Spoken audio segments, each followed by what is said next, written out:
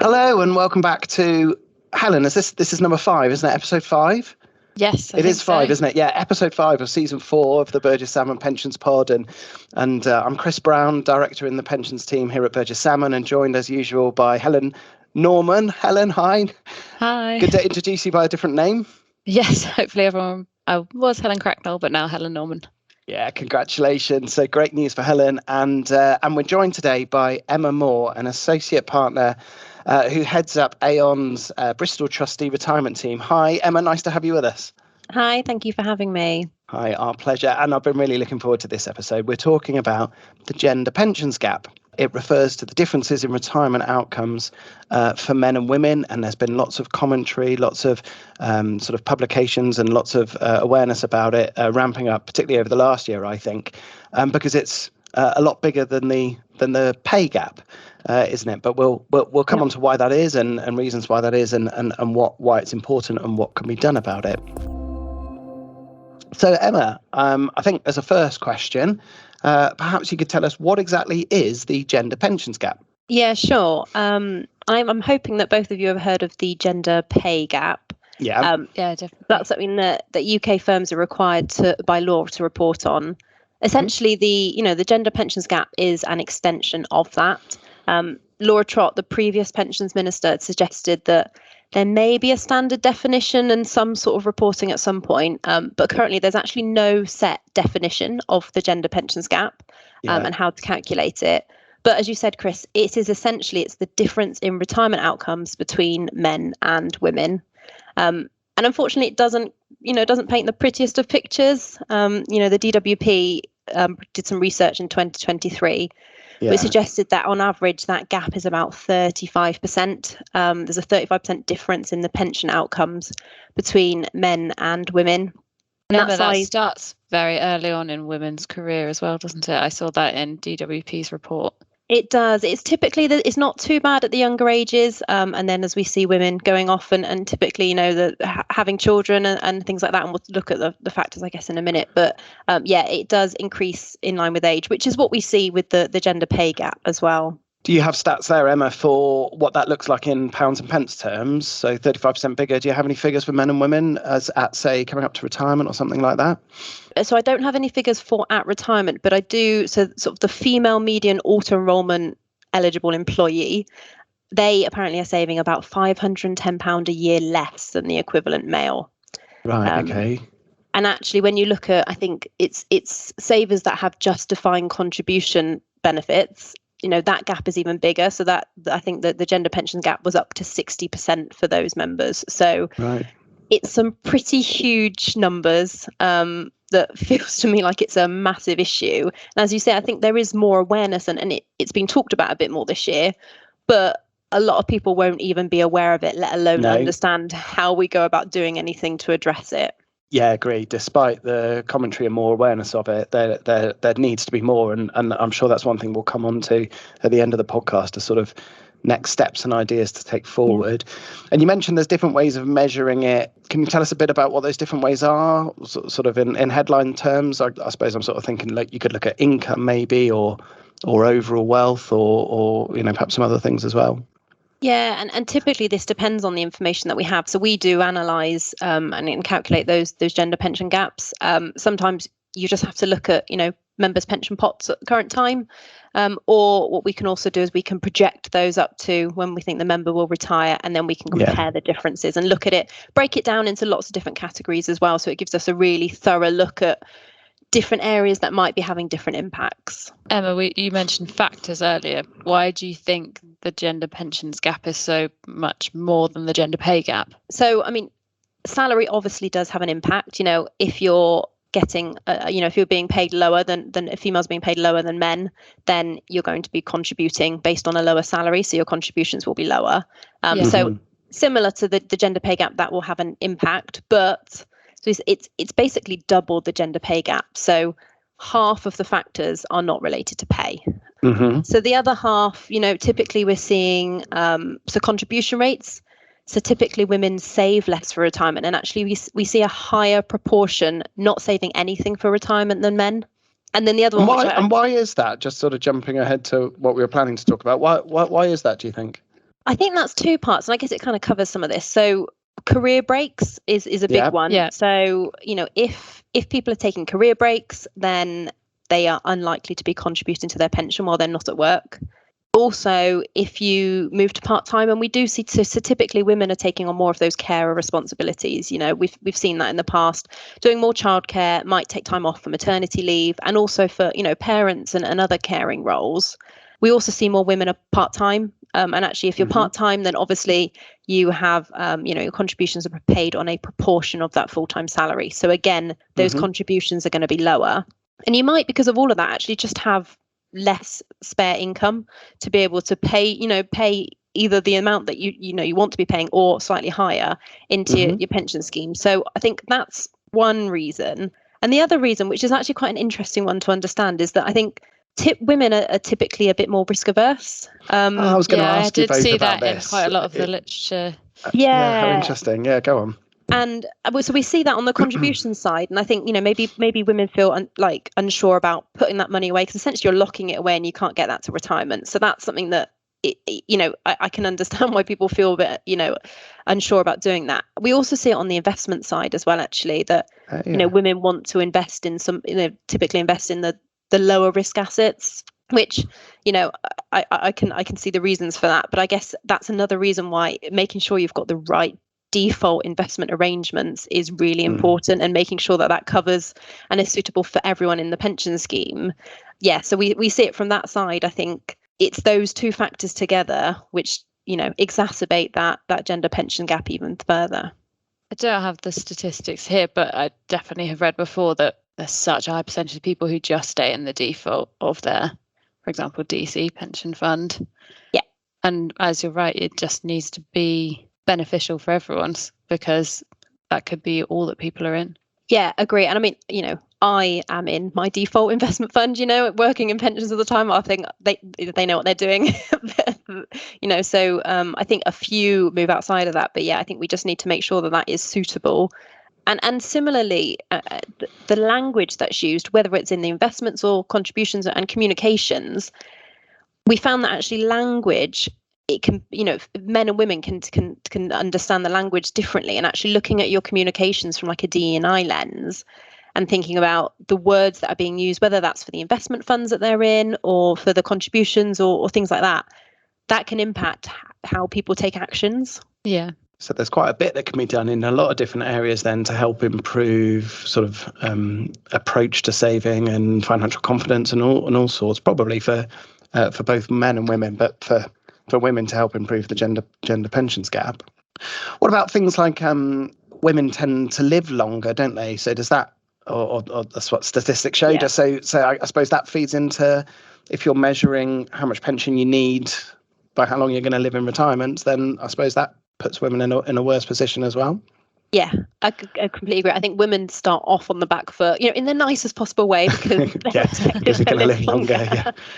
But it basically means that, if you're starting from a point of retirement for men and women, women typically you'd hope would have a larger pot because they're expected to have that retirement income for longer. So actually they need even more to start with, and yet we're starting from a point where they have less. So I agree, that's another factor that impacts it. And in terms of, so we've spoken quite a lot about lifestyle, but we have seen that women contribute less into their pension. Why do you think that is?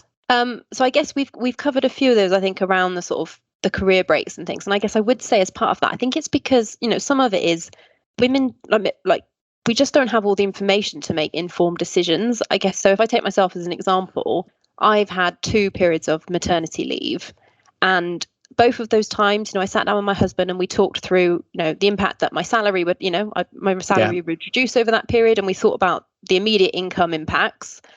I work in pensions, I've always worked in pensions. Did I think about how that maternity leave would impact my pension? I didn't even give it a second thought, it just didn't even cross my mind. Yeah. So I think it's things like that. If people aren't aware, I think it's something silly. We did the calculations and it was like, roughly for an average member, if I paid an extra 2% of contributions age 20 for 5 years, then that would offset the 1 year career break that I'd have had at age 30, Right. And it's things like that. And someone in our team made a really good point. One of the people that joined our team, and she said, if I'd known the impact that going on maternity leave would have, then I would have paid in extra. And some people might not be able to do that, but if how can you make that decision if you don't understand the impact that it might have? So there's a financial education piece that employers could help with. Yeah.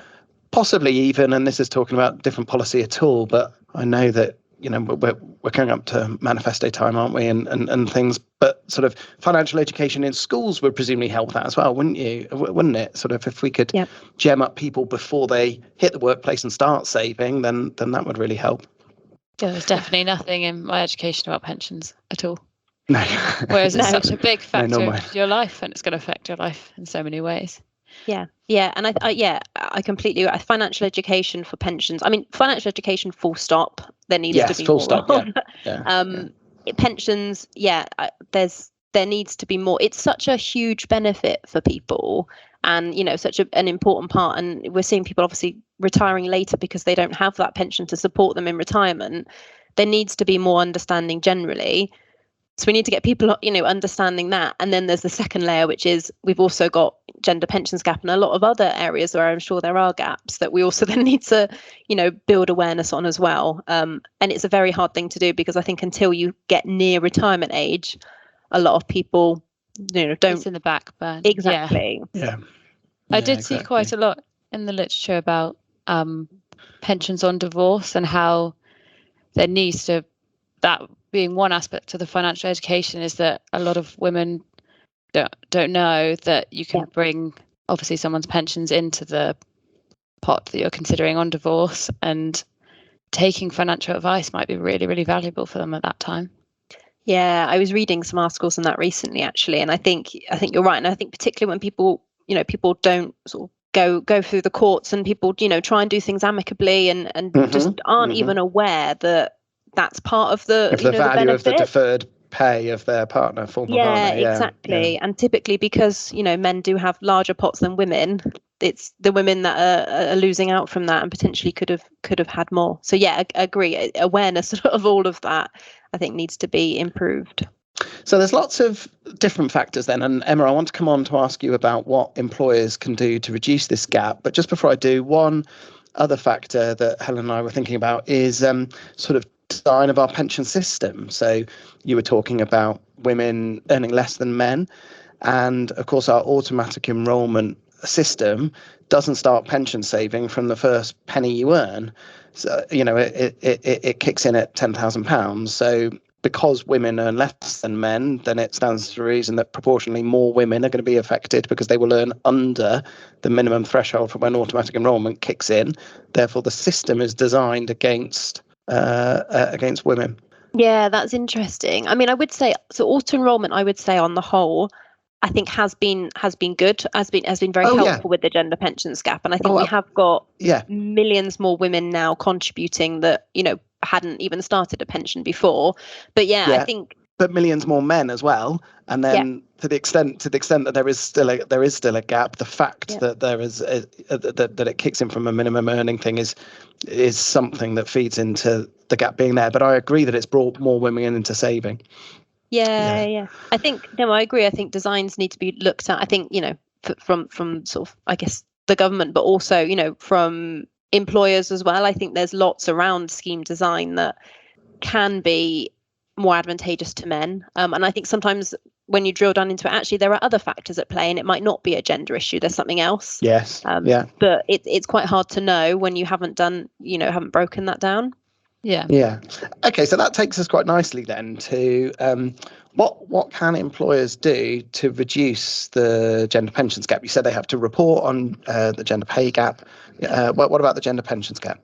Yeah, so I think there's loads of actions both employers and also trustees can be doing. Okay. I guess there's probably not time to cover all of them today, but I think focusing on a couple that are really important. So I think the first one is around analysing your member groups at risk to understand the underlying factors and raising awareness. So we talked about how important it is to raise that awareness amongst the population.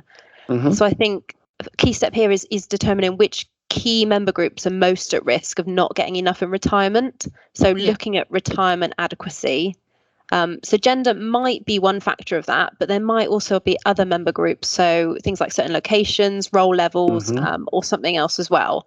So I think once you've done that, you can then analyse your gender pension gap. And we talked a bit about how we calculate that.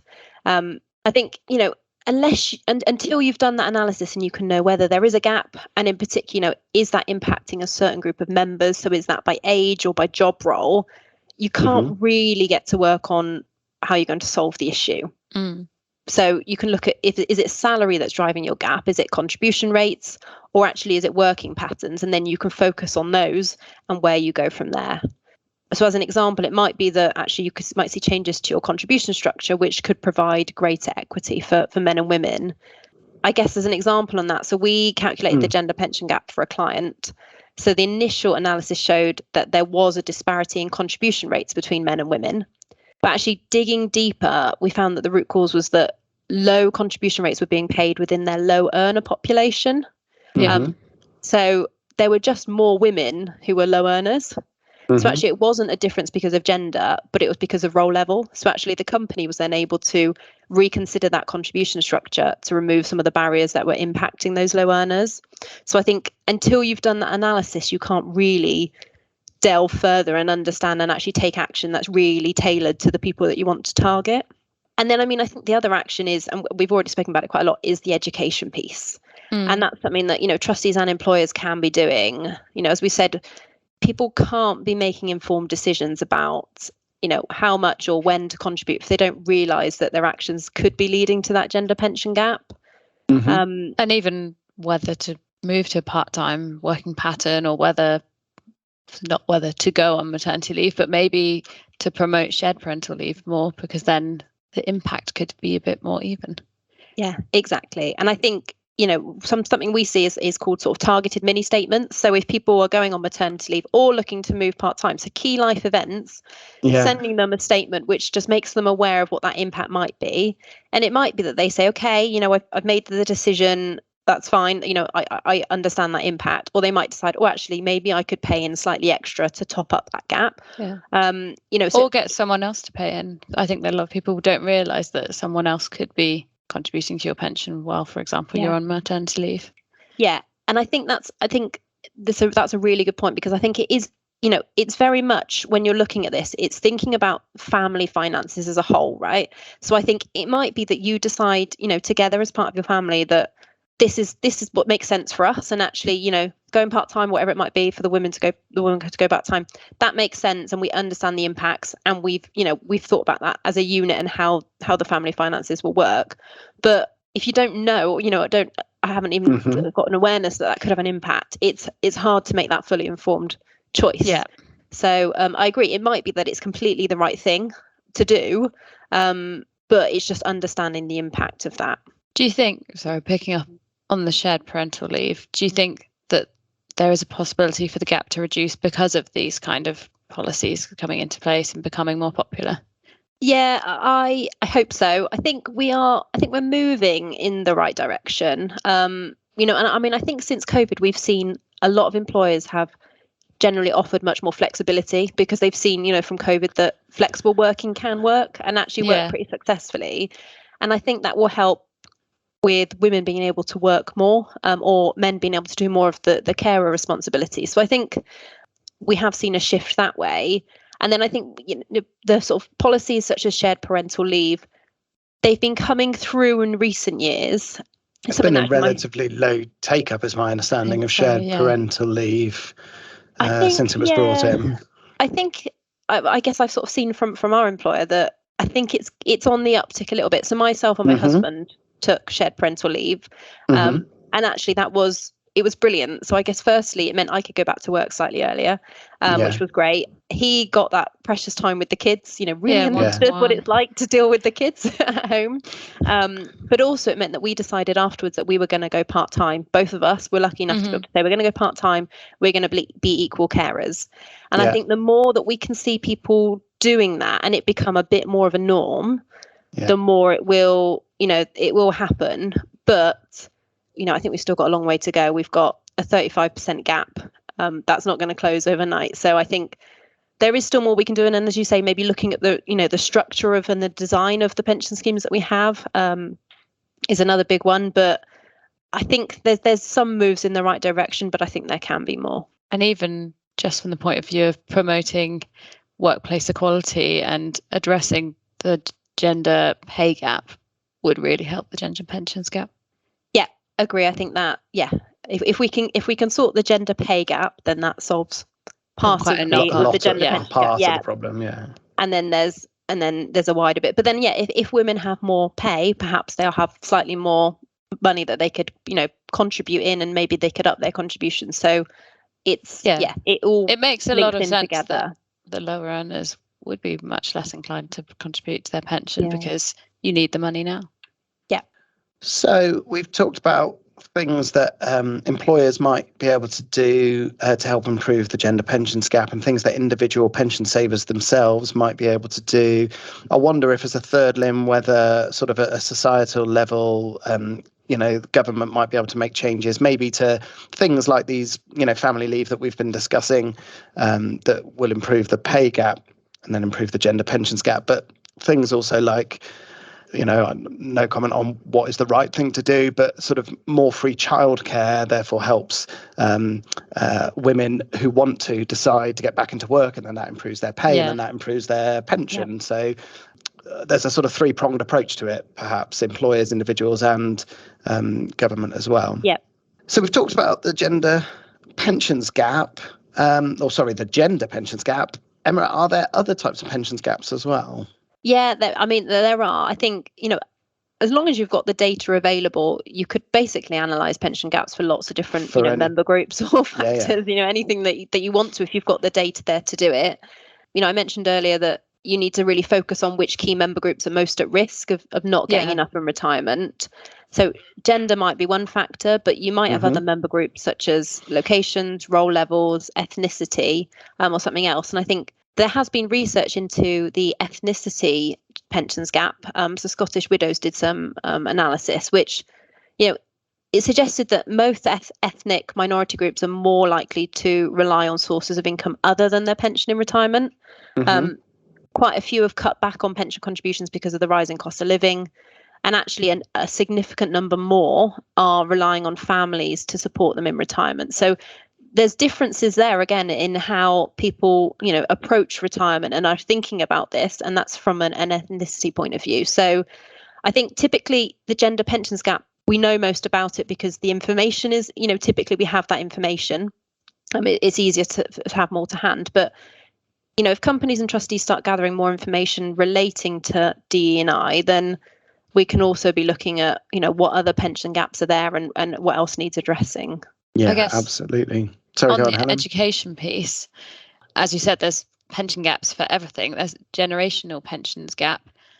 And if you do analyse your member population, maybe the education needs to go to the more junior members of staff who come in and it's not on their mind. Whereas as you move to retirement, and maybe you're then more inclined to take up workshops and things about your pension, and you get the reminders. But it's really important to know or think about all levels.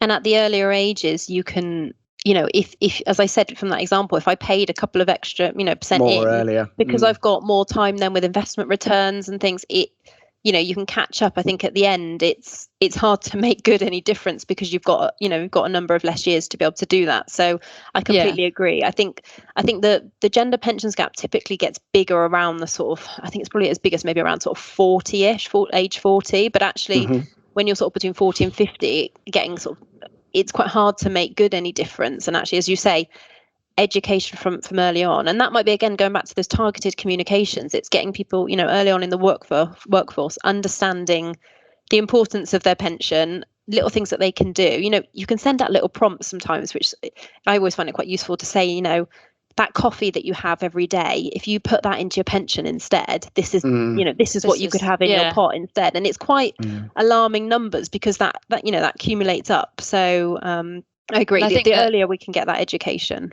There are lots of things that will help. For example, when the pensions dashboard finally comes into place, that will be really a wake-up call for a lot of people, and then might prompt them to pay in more.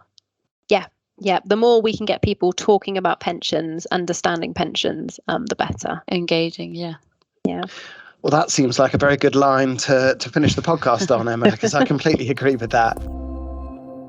Well, thank you for listening to the Burges Salmon Pensions Pod. It's been a pleasure having you on, Emma. And Helen, I'm looking forward to our 6th and last episode of this series coming out in a fortnight. So thank you for listening. And don't forget to subscribe wherever you get access to your podcasts.